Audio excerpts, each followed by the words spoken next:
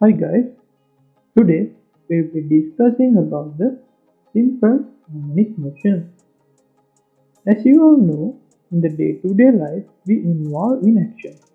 Those actions usually are single actions. For an example, if we consider a person who is in top of a rock, he drops this particular rock along the cliff downwards. So after particular motion, this particular rock would be at rest on the ground. So this is not gonna happen again or reoccur. Also, we have seen periodic motion. For example, we have seen the grandfather's clock who has a simple pendulum which oscillates back and forth in a particular region. This particular motion is said to be periodic. When you consider a block of mass simple n which is been attached to a spring,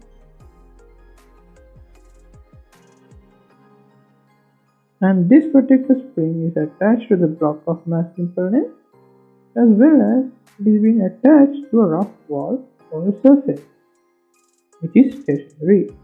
So this particular motion of a spring would also be seen as a periodic motion.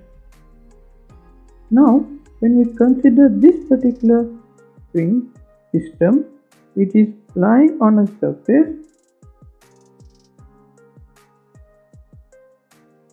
this particular spring can move back and forth.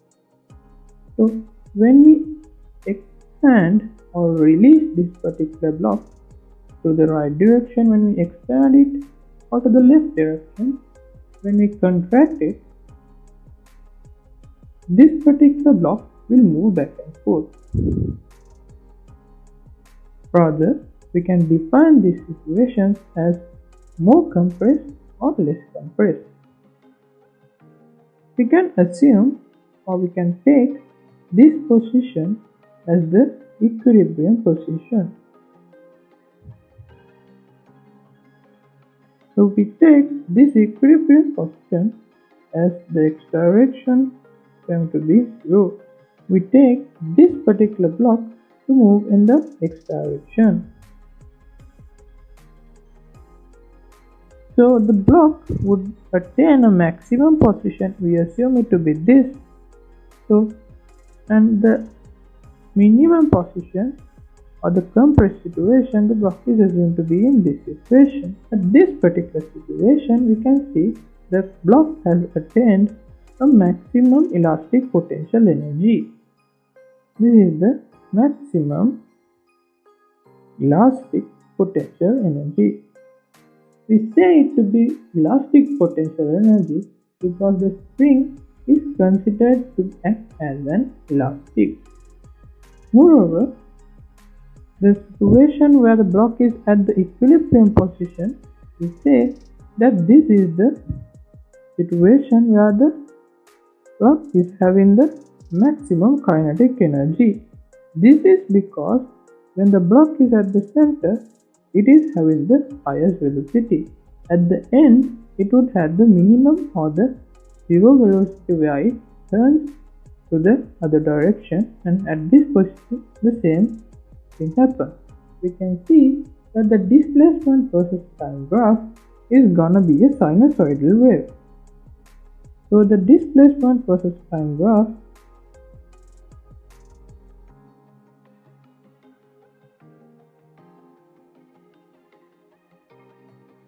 is said to be sinusoidal. This means the particular motion is a wave-like motion and it happens in the form of a sine wave, a sine function. This is said to be periodic. In normal situations, we take that this is always having a frictional force, but here we consider the ideal situation. So this particular block would move that can force in this particular region, and this motion would happen forever. But if frictional force is acting on this, at one particular instant, the block would stop and it would not move. These particular springs attached to the particular block may have different properties. Some may be loose, some may be tightened. As these particular springs have different properties, we assume them to have a spring constant. So we take the spring constant as a term A. This is said to be the spring constant for the particular spring we are considering. Therefore, we take the force of the spring, which is equal to the term minus K times X, where K is the spring constant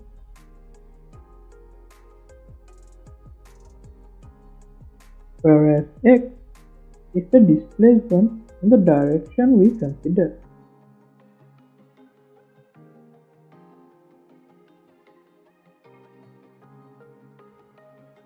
We can see a negative term in this particular equation.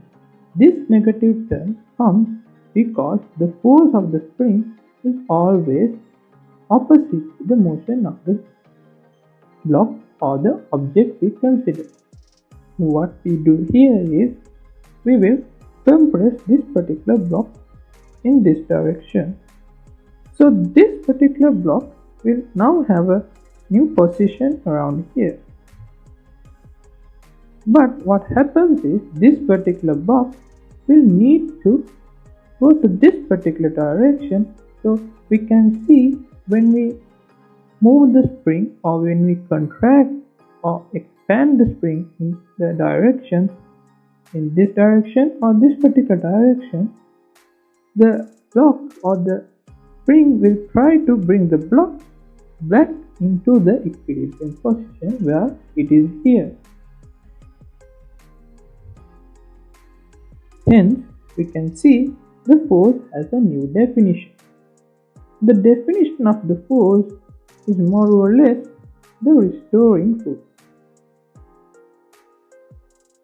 This is because when we expand or contract, it always attains the equilibrium position. When going by the units, we can see the units of K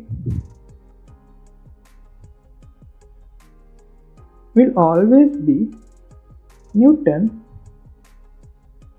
over meter. So the force is always Newton. So F equals Newton over meter times the meter. So these two cancels off, so we retain the force in Newton. Also, there is a scenario with elastic potential energy. So elastic potential energy is termed to be half K x squared. The K is the spring constant and x is the direction we consider to contract or expand. So the elastic potential energy you can see is maximum at the maximum position, or when it expands the most or when it contracts the most. And the elastic potential energy would be 0 at the equilibrium position. Also, this is similar to the situation we obtained for the kinetic energy. The kinetic energy is equal to half m times v square. So the kinetic energy is maximum at the equilibrium position. So we can see it always has an interchange in the elastic potential energy and the kinetic energy. Here we define the elastic potential energy and the kinetic energy correlation, and also the spring constant and the force. So this particular equation is said to be the Hooke's law. The Hooke's law says